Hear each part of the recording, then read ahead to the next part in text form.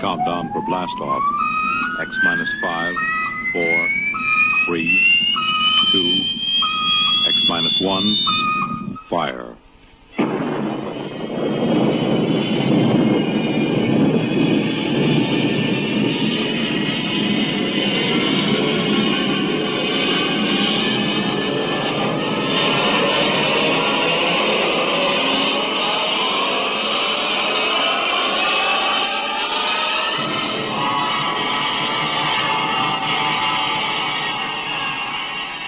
From the far horizons of the unknown come transcribed tales of new dimensions in time and space.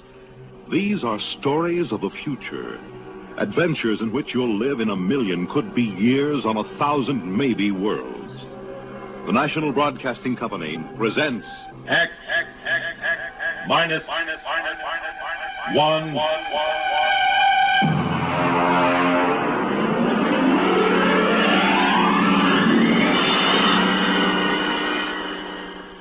Tonight, Hallucination Orbit by J.T. McIntosh.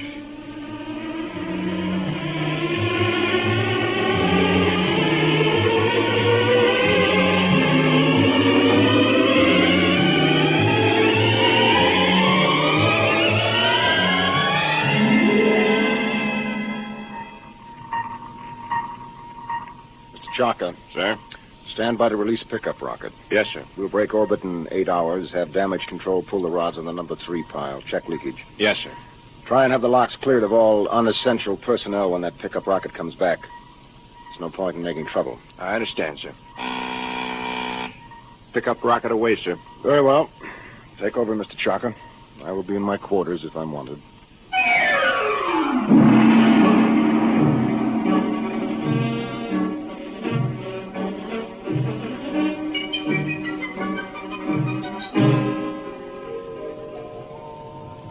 Well, now then, Mr. Danbury, make yourself comfortable. Why, thank you, Captain. You care for a drink?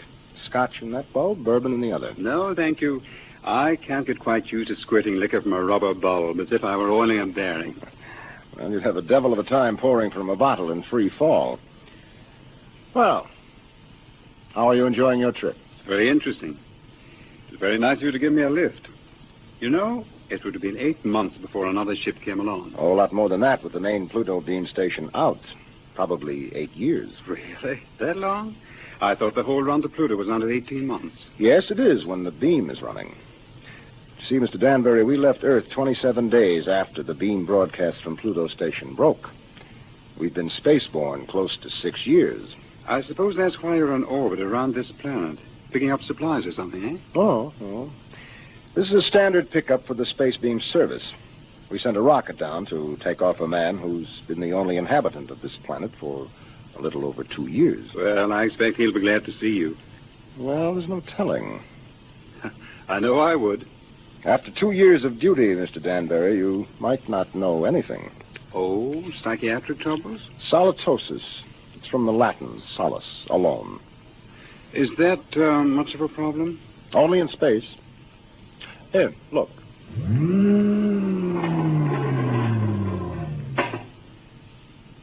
Look through that port. Seems empty. It is. It's empty of horizon, sky, sunlight, ground. It's empty of time. It's empty of people. You can't live in it too long without something happening. I see. But surely people have been alone before spaceflight. Oh, yes, but they have been on the same world with other people. And that seems to make a difference.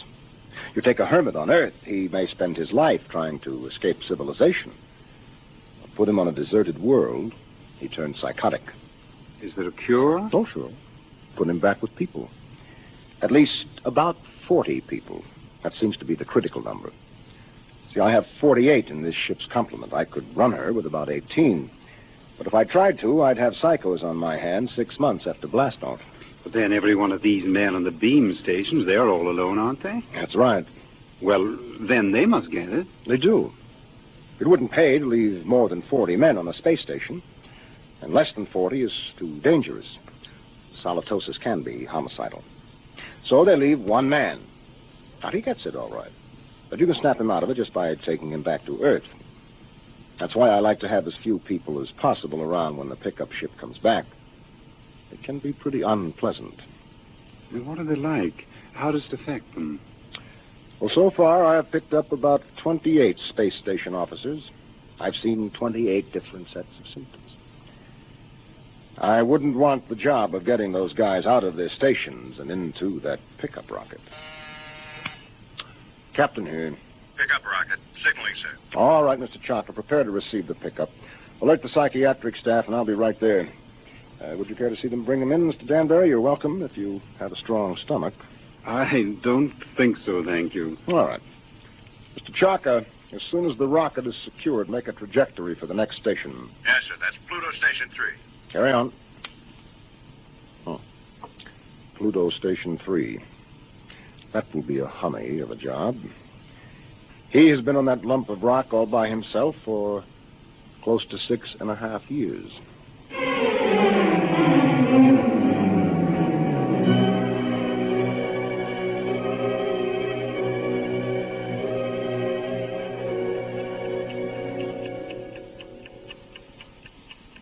Pluto Station 3, daily report. Colin Ord, space officer. Everything is in fine shape. Through my port, I can see Mars, Earth, Saturn, Mercury.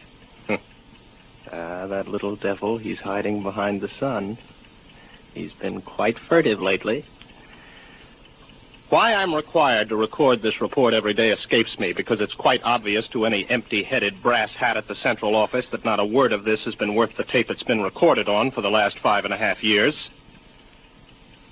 But if it amuses you gentlemen to hear me wander, after all, you are paying for the tape. Oh, which gives me a fine thought.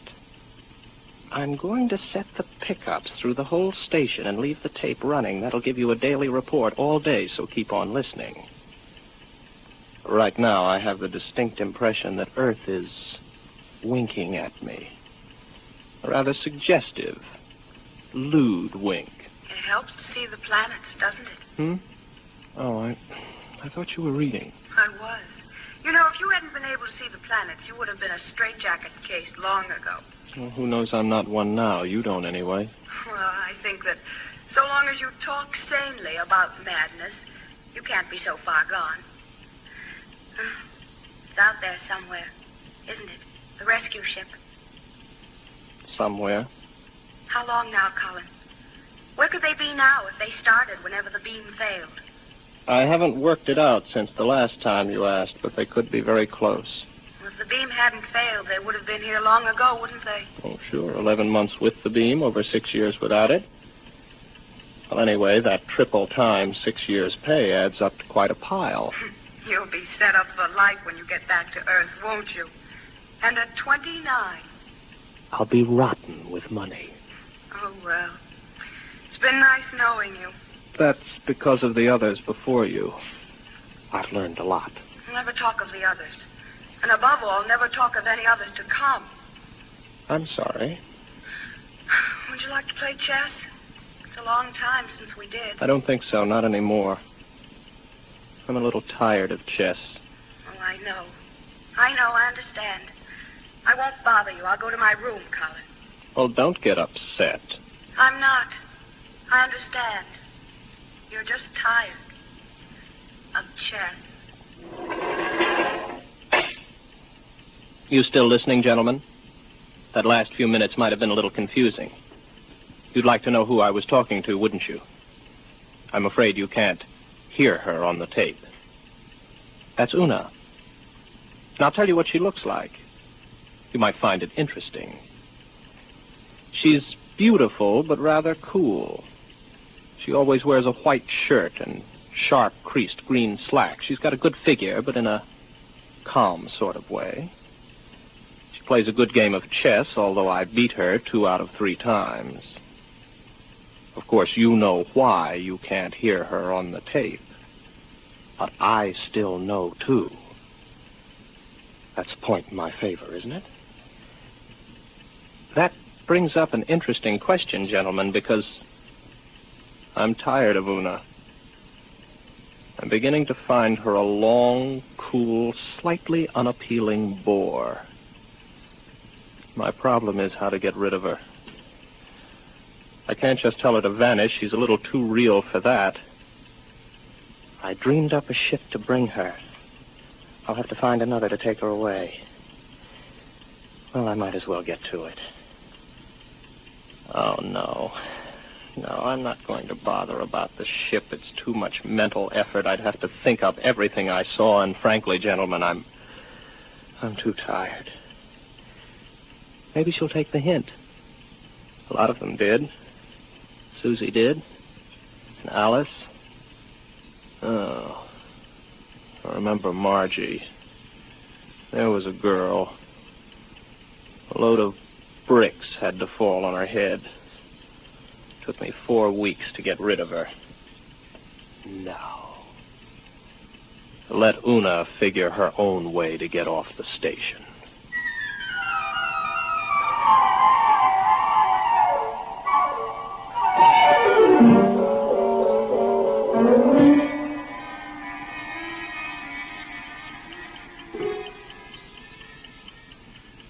Well, she's gone.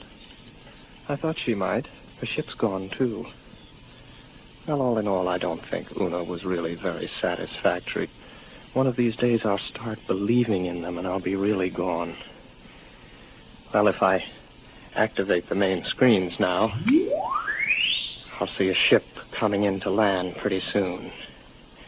Every once in a while, I have a thought that when the ship really comes, I'll think it's make-believe. Yes, there it is. A small ship curving in for a landing. I suppose I could check on the detectors.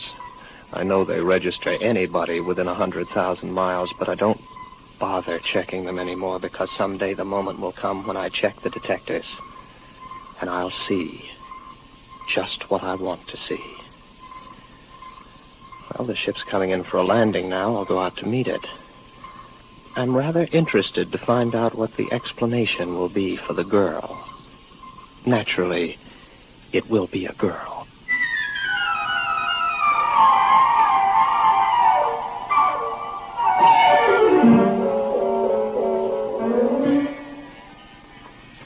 It's all right. You can take your helmet off. The air's all right in here. You must be Baker. Oh, good heavens, no. Baker was before me here. You can't be one of his dreams 7 years late. I'm Ord, Colin Ord. Before we go any further, just how does solitosis affect you? Well, that's new. None of them ever asked that before. It makes me see things that aren't there. And you know there's nothing there? Sometimes. Do you know I'm here? I'm making a point of not wondering about it. Well, one thing you can be sure of. This. Do you see this? This is a gun. I just want you to know I'm not heaven's little gift to lonely space station officers. Is that clear? Oh, yes. Yes. What's your name? Elsa Cutterline. You want to know why I'm here, of course. Not particularly. What? Well, that's always the weakest part of the story. I don't like to press it. Why don't you, take off your spacesuit? I'll tell you why, just the same. I killed a man. Why and how doesn't matter. I had access to an experimental ship. I thought if I disappeared for about 2 years... Oh, please don't labor over it. I'm not asking questions. Why not? Well, when we get around to it, I would be interested in the story you can concoct for being dressed like the cover of a magazine story in rather minimal clothing. It's been years since I thought up anything like that. You must be a throwback. What are you talking about? You know, you're going to have a tough time with that gun when you get tired of holding it. It's a heavy gun. How long do you think it'll be before I take it from you? After all, you have to sleep. There's no door in the station you can lock that I can't get in. I know. I just wanted to make sure you weren't violent. I think I can get on with you, Ord. Yes, I see. The question is, my dear, whether you're real or not. Well, don't I look real? Oh, yes, but that doesn't prove anything. As a matter of fact, the realer you look, the worse off I might be. But then there still is the remote possibility that you might actually have killed someone and decided to hide out on a space station. Shall I tell you something else, Elsa? What? I'm suddenly tired of the whole business. Breathes there a man with soul so dead, I'm sure you know the rest of it. I would suddenly like to have enough people around me so that I could be sane. I would like to find women as part of life instead of having them pop up here from the depths of my rather pornographic subconscious. But you've shaken me, Elsa. 24 hours ago, I was congratulating myself that salatosis hadn't really gotten me. But now I don't know. Just don't try anything funny, or you'll find out whether I'm real. The hard way. Any way is the hard way. First, I'll go out and have a look at your ship.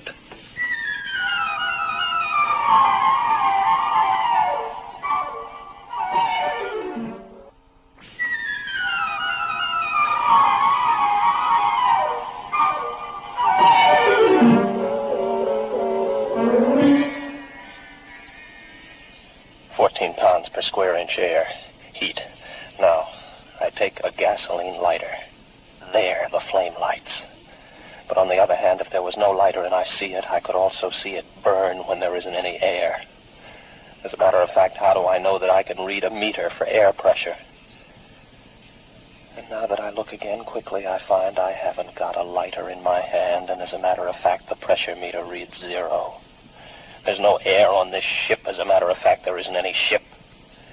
Elsa is no more real than Una. All right, Colin, old boy, sit here and concentrate for about 15 minutes, and you'll be able to walk through the walls of the ship.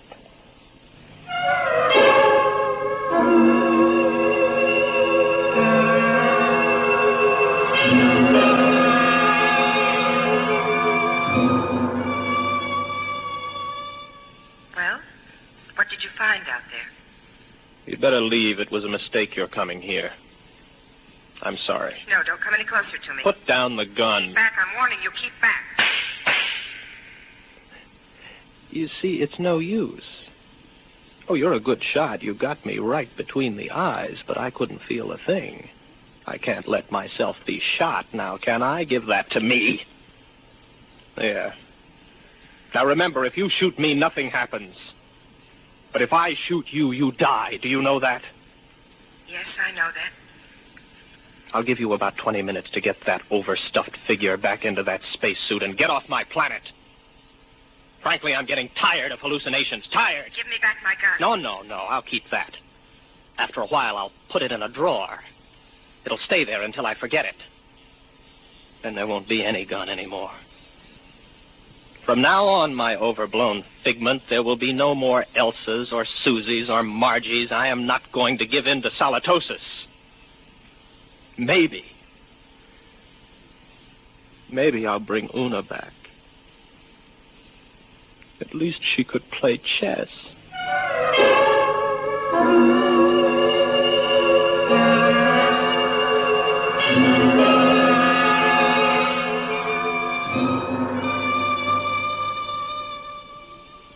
Pluto Station 3, Daily Report, Colin Ord, Space Officer. Gentlemen, I have successfully fought off salatosis for 2 days, and I have been alone. However, I'm afraid I'll lose as I watch my main scope now. I see a ship coming in again. I wonder what this one will be like. It's a launch from a larger spaceship. Maybe a lifeboat. Dorothy came in a lifeboat. I wonder what this one will be like. I've got to find out when she comes whether she's real. That's the key, as long as I know if she's real. When I don't care anymore, that's when it's really got me. The ship's down now. There she comes out of the airlock. I've got to find out whether she's real.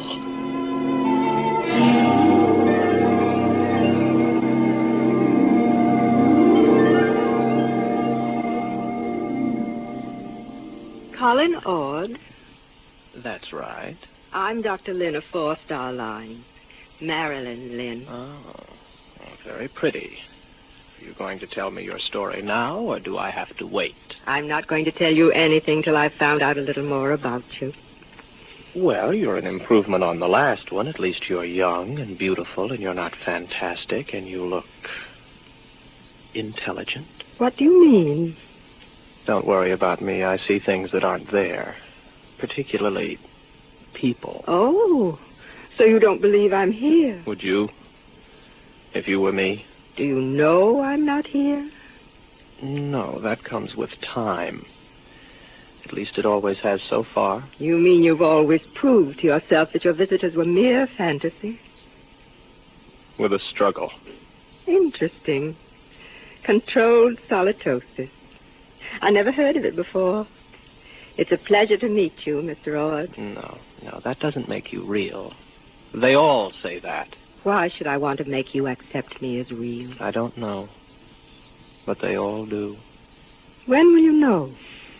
Oh, I can't say. Maybe in 5 minutes. Maybe not for hours. How do you do it?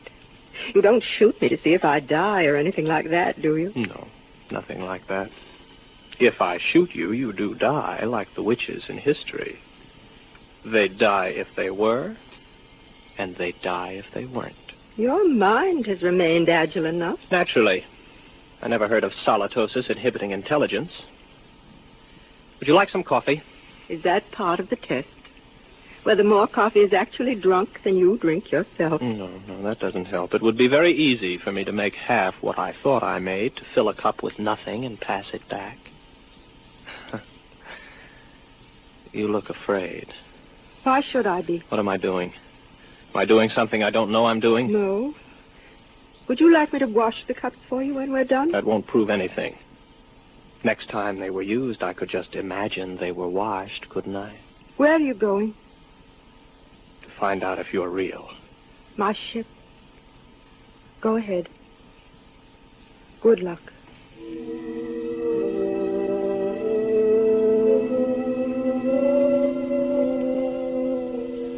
What's she afraid about? Something I said. None of the others were really afraid of me. I can't tell yet. Nothing's happened. The meters all read 15 pounds to the square inch air pressure, but that's no good. I can't tell if I'm reading them at all. Oh. Well, the wall's solid enough. My hand hurts. That doesn't prove anything. Supposing I open my faceplate. If there's no ship and no air... All right, my faceplate's open. I'm breathing air. But then again, on the other hand, my faceplate may still be closed. Maybe I only think it's open. I can't tell. I can't tell that she isn't real. That means it's finally gotten me. It gets everyone. I don't really know if anything's real, if I'm real, if this space station is real, the planet, the universe, the galaxy. Maybe all life is in my mind. I think. Therefore I am. Yes, I remember that from school. Oh, I'm tired. I've got to get back to the station. Very tired. Close my faceplate, if I ever opened it. Get back to the station. Got a headache. Terrible headache. I'm very tired.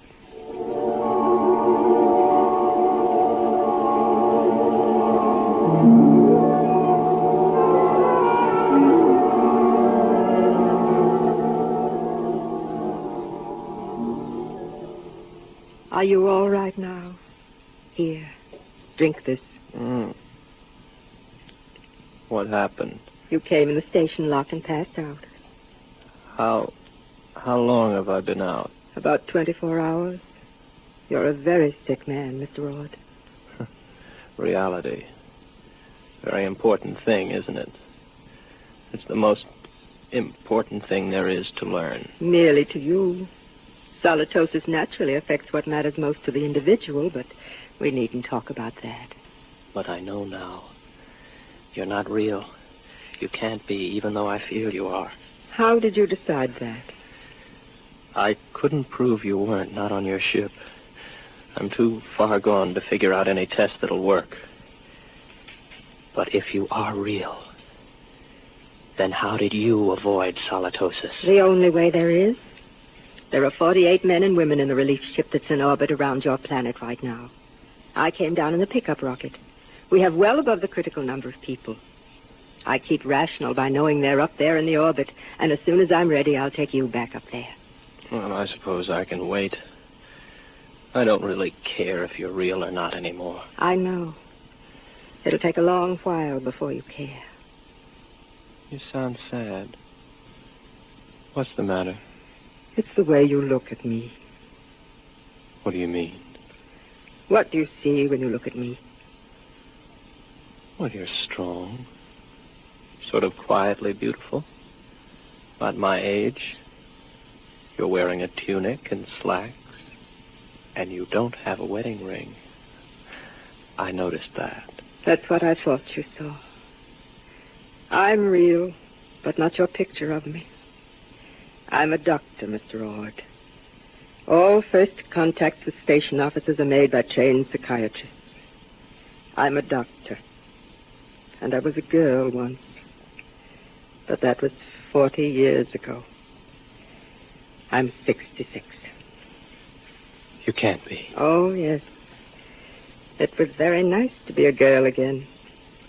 I could see myself in your eyes, and I almost felt young again.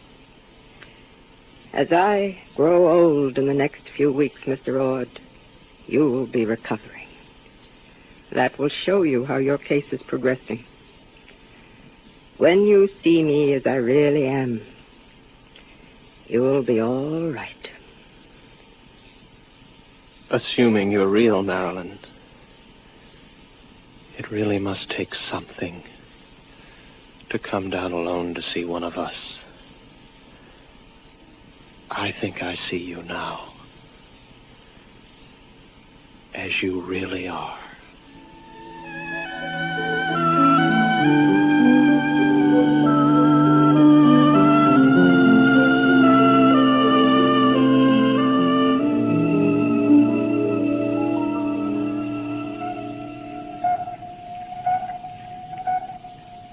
Captain, Yes, Mr. Johnson. pickup rocket all secured from Pluto number 3. How is the poor fellow? Good as can be expected. He came on board with Dr. Lynn. Uh-huh. I'm telling you, these guys throw me. There he was, holding her hand, looking in her eyes like he was in love with her. And you know what a dried-up old bat she is? Yes, I know. All right, Mr. Chonkin. Prepare to blast off.